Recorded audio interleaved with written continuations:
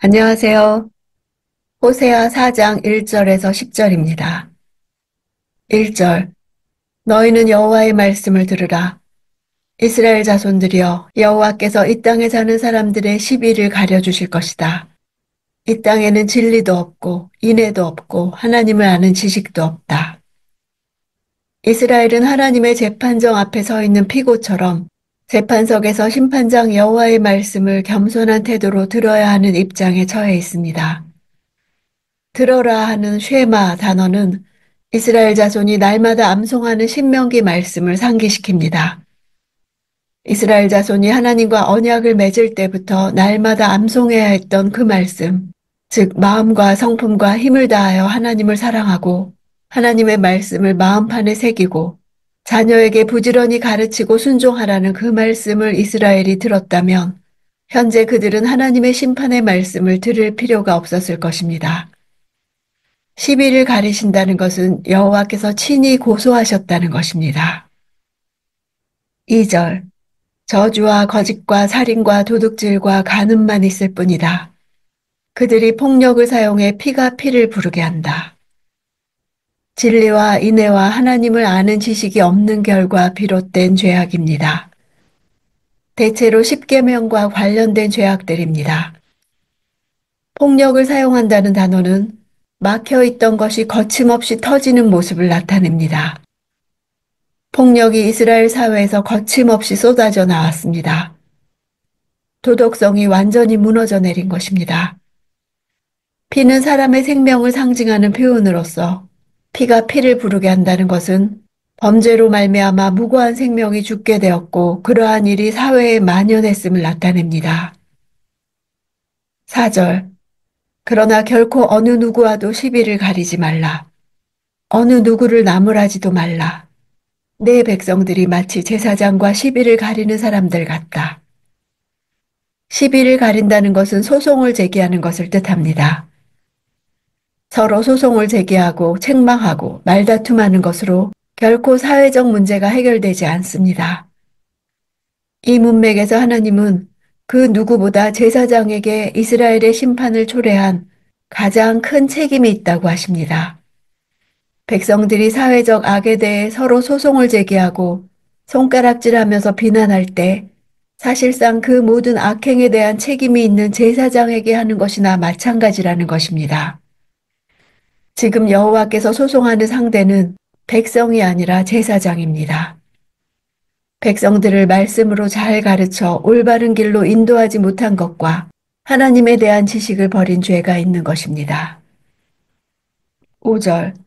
그래서 내가 밤낮 구별 없이 넘어지게 되고 예언자도 너와 함께 넘어질 것이다. 그러면 내가 내 어머니의 목숨을 빼앗을 것이다. 여기서 너는 앞절에서 고소의 대상이 된 제사장을 가리킵니다.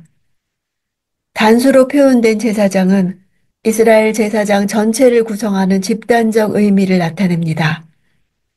제사장과 예언자는 이스라엘 종교의 양 기둥을 형성하고 있는 자들입니다. 따라서 이들이 넘어진다는 것은 사실상 이스라엘의 종교가 완전히 무너질 것을 암시합니다. 너와 함께해란 당시 제사장과 결탁하여 거짓 예언을 한 선지자들이 많았다는 것을 알 수 있습니다. 넘어진다 하는 단어는 비틀거리거나 무언가에 걸려 넘어지는 모습을 나타내며 멸망한다는 의미로도 많이 사용됩니다. 그들은 아무것도 제대로 판단할 수 없는 영적 어둠의 상황뿐 아니라 모든 것을 분명히 판단할 수 있는 정황에서도 그릇 행하고 거짓을 쫓았으므로 반드시 멸망할 것입니다. 내 어머니란 이스라엘 왕국을 가리킵니다. 7절. 제사장이 늘어날수록 그들은 내게 더욱 많은 죄를 지었다. 내가 그들의 영광을 수치로 바꿀 것이다. 여로보암 2세 치하에서 이스라엘의 제사장들은 상류층의 상당한 지지를 받았고 그들의 종교적 특권을 이용해 많은 재산을 축적할 수 있었습니다. 일찍이 여로보암 1세가 북왕국 이스라엘을 창건할 때부터 레위 지파가 아닌 일반 다른 지파 사람들이 제사장 되는 것을 정책적으로 허용했기 때문에 보통 사람들이 제사장으로 직업을 바꾸는 것이 가능했습니다. 육체 노동을 하지 않고 제사와 율법 교육 등 종교적 직무에만 관여하면서 백성들의 11조를 받아먹고 살며 상당한 정치적 영향력을 행사할 수 있는 제사장직은 당시 백성들에게 소위 최고의 인기 직종이었을 것입니다. 그렇게 해서 늘어난 제사장들은 범죄의 편승에 타락의 정도를 더해 갔습니다.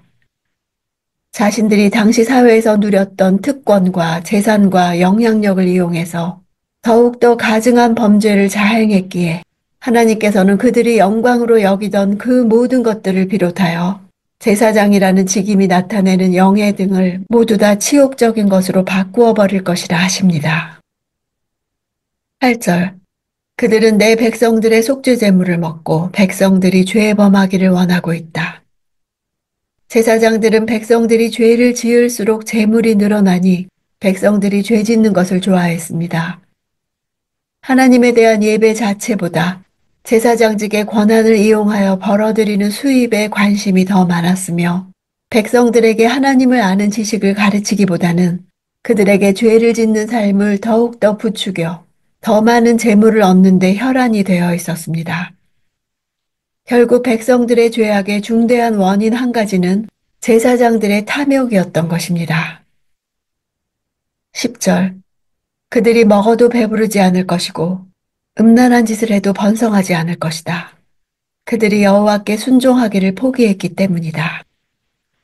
배부르지 않는다는 단어는 만족하지 못한다는 뜻입니다. 육체적으로 배가 부른 상태를 가리키는 것이 아니라 정신적, 영적으로 만족감을 느끼는 상태를 가리킵니다. 제사장들은 오직 하나님과의 바른 관계를 통해서만 진정한 영적 만족을 느낄 수 있습니다.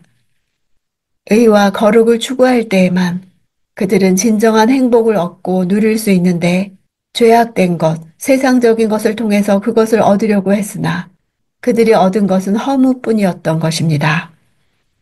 당시 제사장들은 농작물과 가축의 다산과 풍요, 자녀들의 다산을 목적으로 신전 창기들과 함께 성행위 의식을 관습적으로 행했습니다.